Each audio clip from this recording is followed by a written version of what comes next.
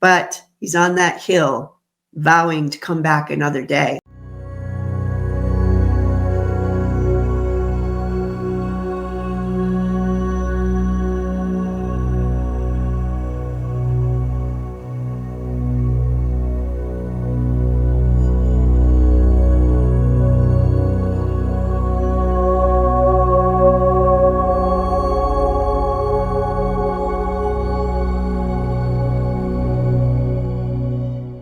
Hello, this is Carrie O'Donnell from Tarot Soul Writer. And if you would like a personal reading with me, please go to my website, tarotsoulwriter.com, and I'd be happy to do a reading for you. Just a reminder, my 2025 predictions will begin to post on January 1st. That said, this video is going to be part of my reflection series as I look back on my 2024 predictions and what I got right and what I got wrong. So let's begin. Today, we are going to reflect on June 2024 predictions. I begin that video with a lot of environmental issues that are brought to the surface. They told me that June would be hot, and I felt that that would be literally and figuratively. On the literal level, I did get a lot with wildfires. In particular, I pointed out north of Wyoming and into Canada. I'm also getting fires, and it's also in that area, only a little bit more north, like the Idaho, Montana border into upper Canada, like where Calgary is, like going up. That part of the country always gets, as of late, a lot of wildfires, but what I think that was the elk fire that encompassed that specific area. However, this fire was in September, October. It was like the end of September, beginning of October. It wasn't in June, so the timing was a bit off. The warning about wildfires was very relevant. I had taken from the internet that the 2024 wildfire season was on track to be one of the second worst wildfire seasons in terms of area burned since 1995. So yes, wildfires were becoming more prominent. And I feel like in that particular area, I was picking up the elk fire. For the time period in June, I did not pick up any specific fires that were relevant to the area I was shown on the map. I also picked up volcanic activity. In fact, according to statistics, 22 volcanoes went off worldwide. 7 of those eruptions were in May. 5 were in June. So 12 of the total 22 eruptions that happened this year, that's more than half, actually happened in the time period of May and June. And my timing was a bit off because there were more volcanoes going off in May than in June, but I still feel like I hit the general time period. I also picked up seismic activity between Molokai and Oahu. And in particular, I was focusing on that channel. I thought that this particular earthquake would come as a surprise. The other area, and I've been kind of obsessing about this last night, but I saw Hawaii again. And I know before I had seen winds or something with tropical stuff, and I wasn't sure if it was the South or Hawaii. This time I was definitely seeing Hawaii, specifically between Molokai. I'm not sure if I said that right, but Molokai and Oahu. So they're like, I think the 2 island regions, and it was kind of like they were showing me both near the channel or the waters that connect it. And I guess what I'm feeling is there's either some sort of volcano activity there or some seismic activity there. And I feel like it's a surprise. Like it's not something where we expected activity there. Scientists may have thought like that was either a dormant area or an area that hasn't had a lot of activity in the past. It's kind of like they have their eyes on another area, but it happens there. Nothing happened in June.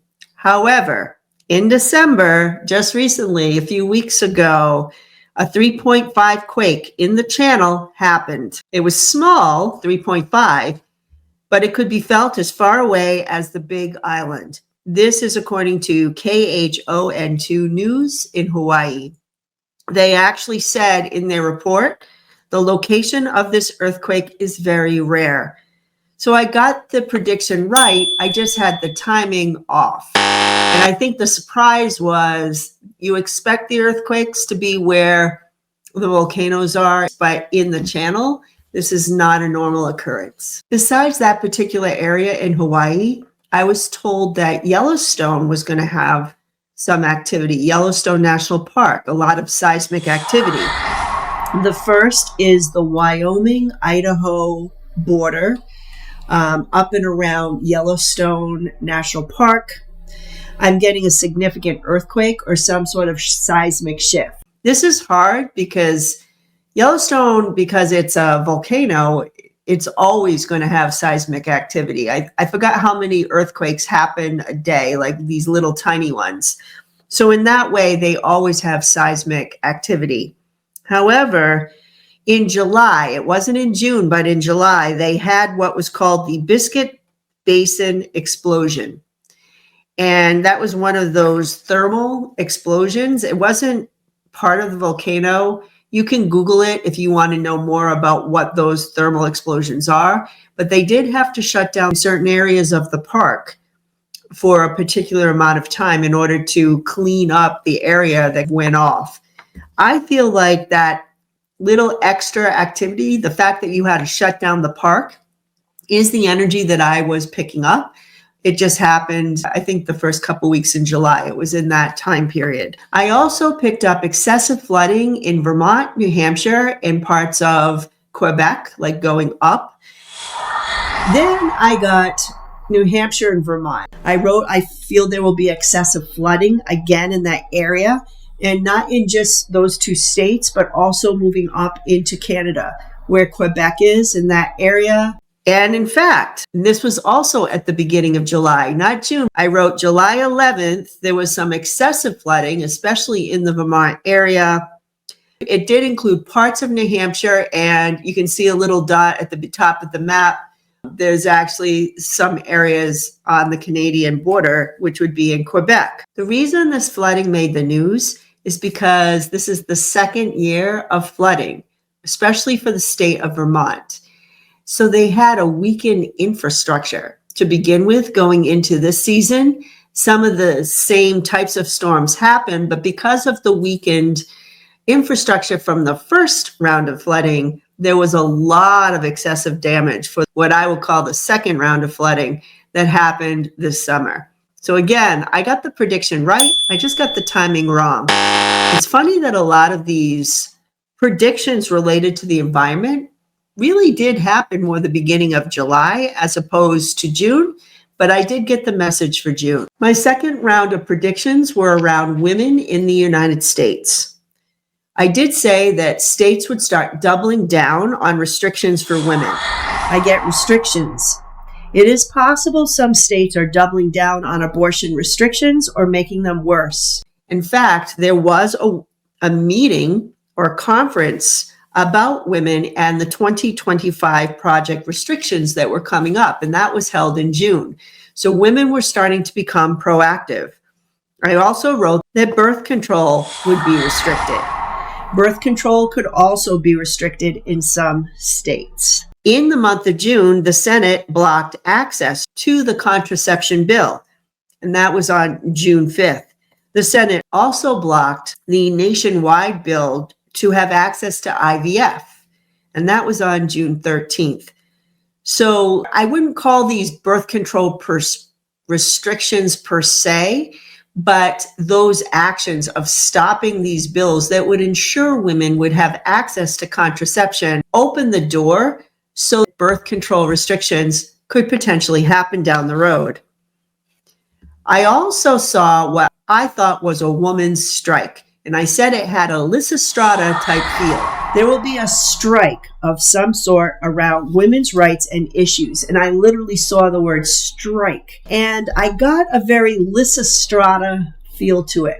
For those people who are not up on their Greek tragedies or comedies, Lysistrata was a play, in which the women tried to end the Peloponnesian War by saying they will no longer have sex with their men. I'm not sure if this is nationwide.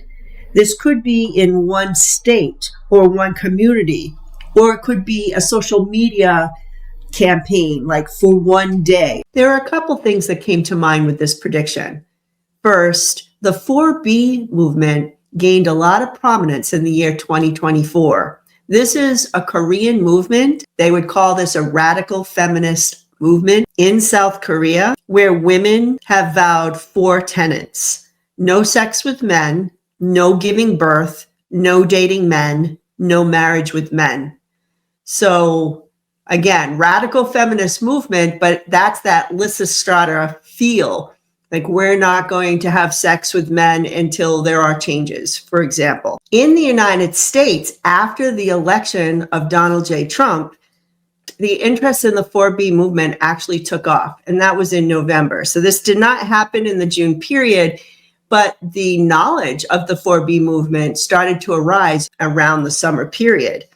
What I think this was an actual nationwide women's strike that was held on June 24th. I want to thank Misty, one of my viewers, who sent me this in the mail from TikTok.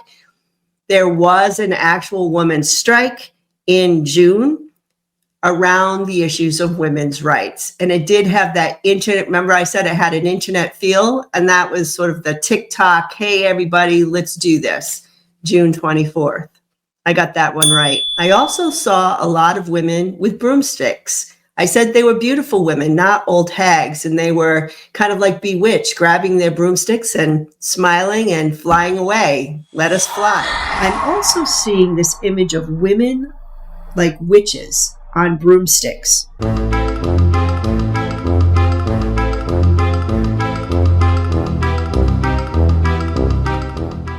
And they were like flying.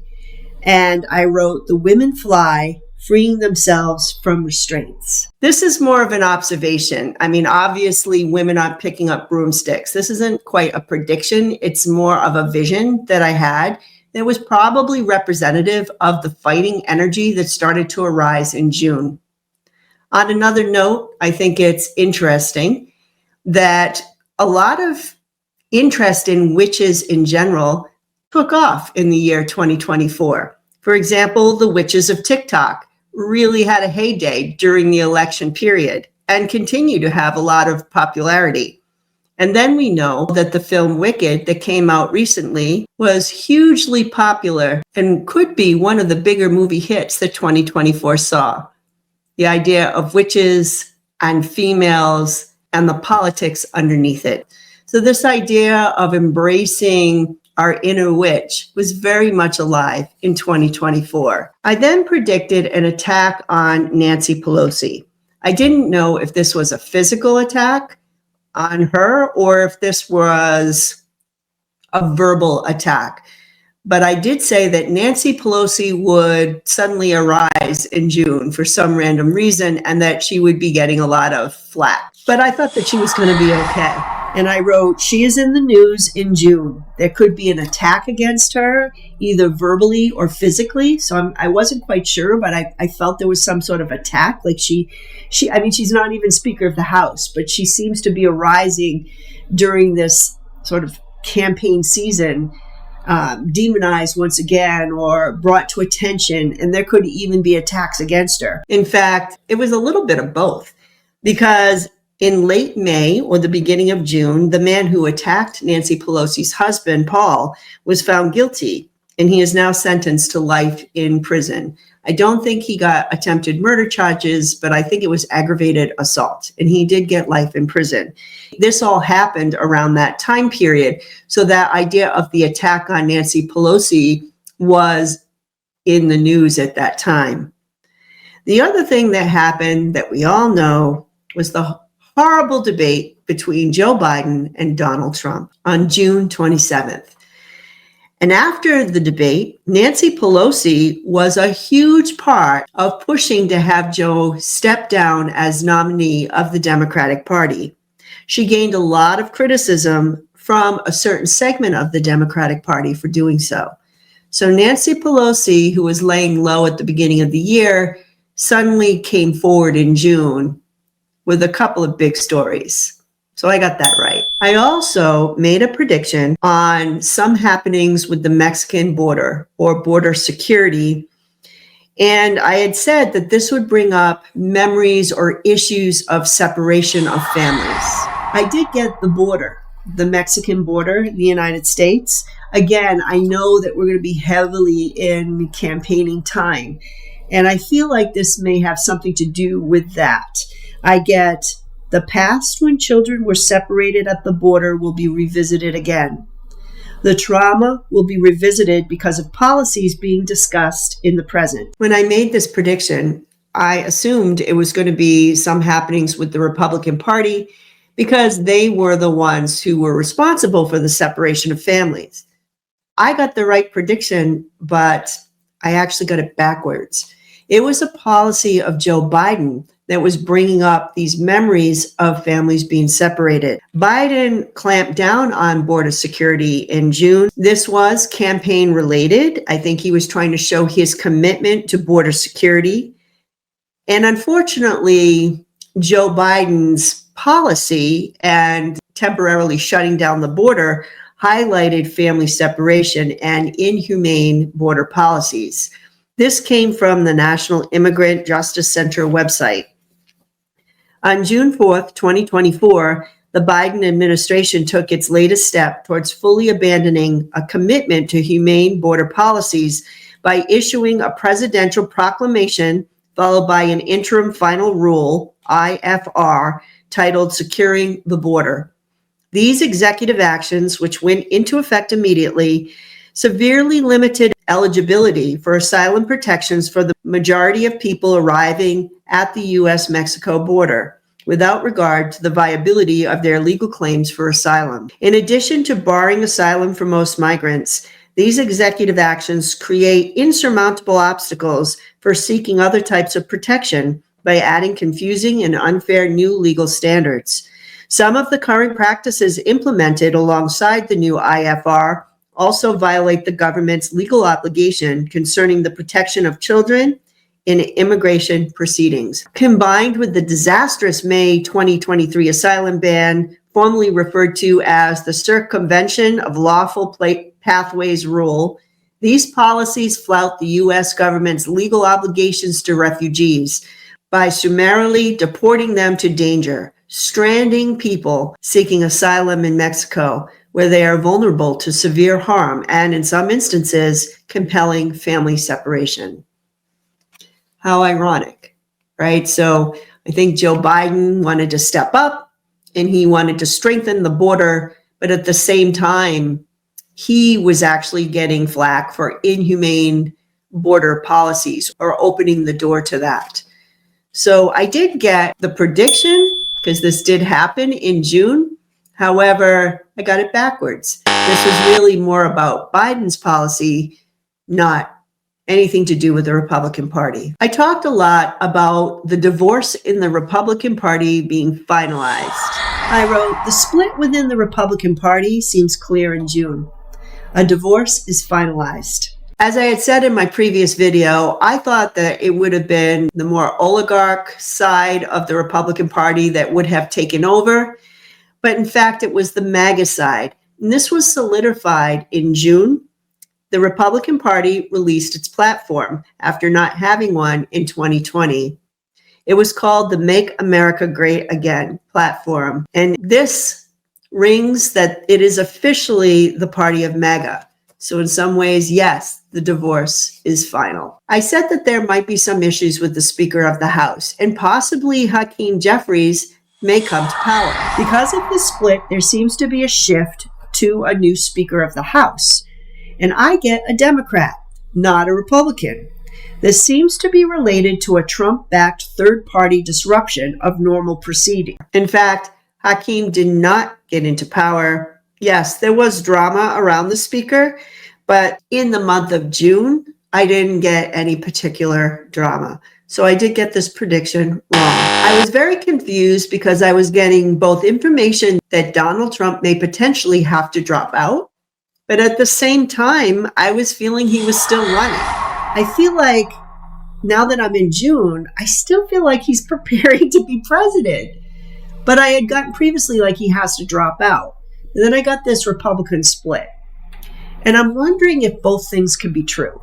I thought maybe he was running as a third-party candidate, or he was still insisting that he would run, that he would not step down. In fact, at this point in June, not only is Trump running for office, he solidifies his power and takes over the Republican Party, like completely takes it over.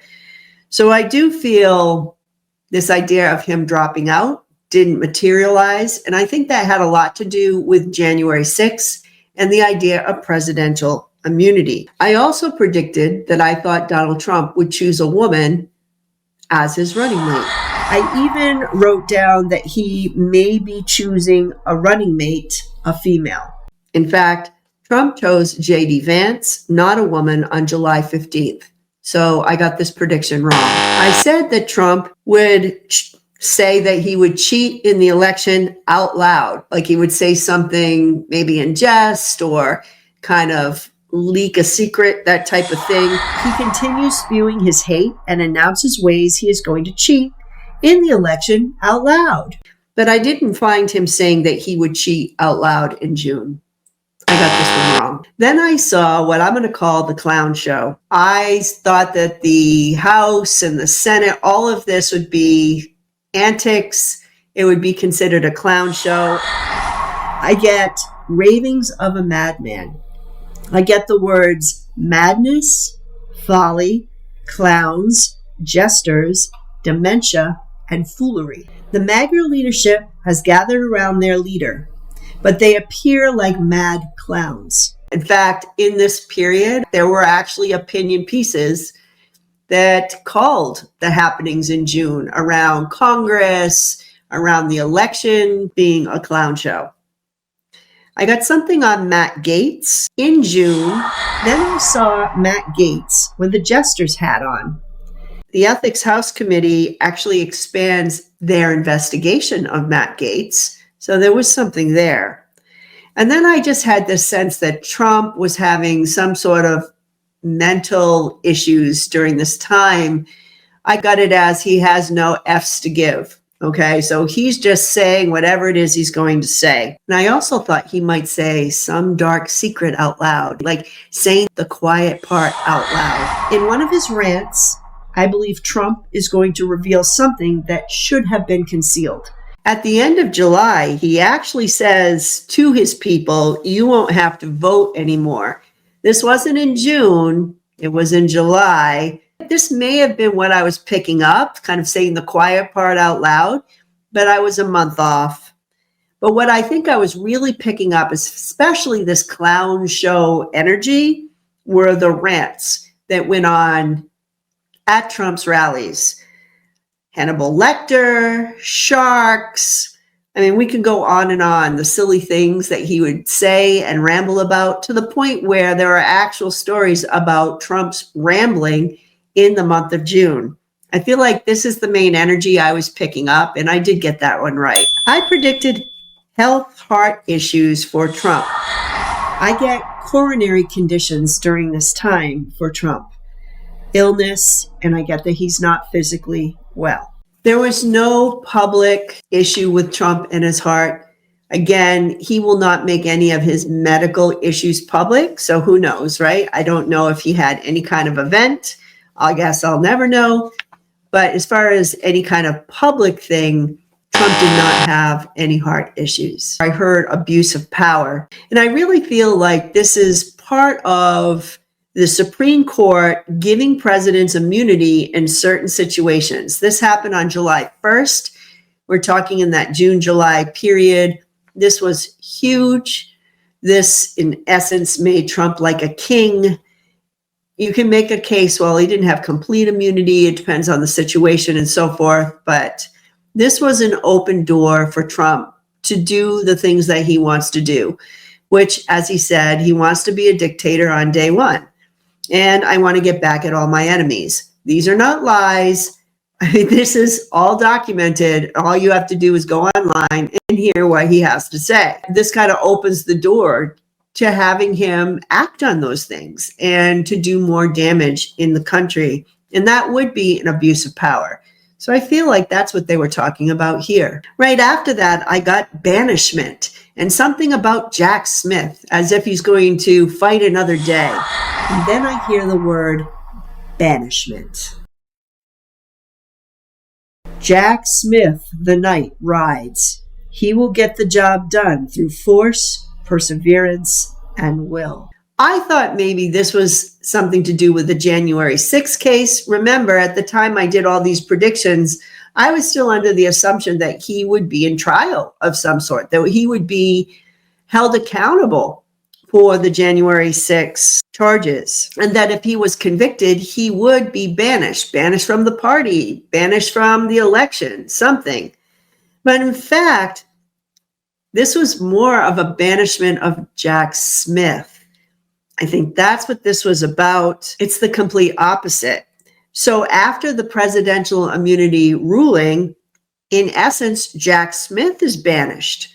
You know, you're not going to have any power here, Jack. You're going to have to move on.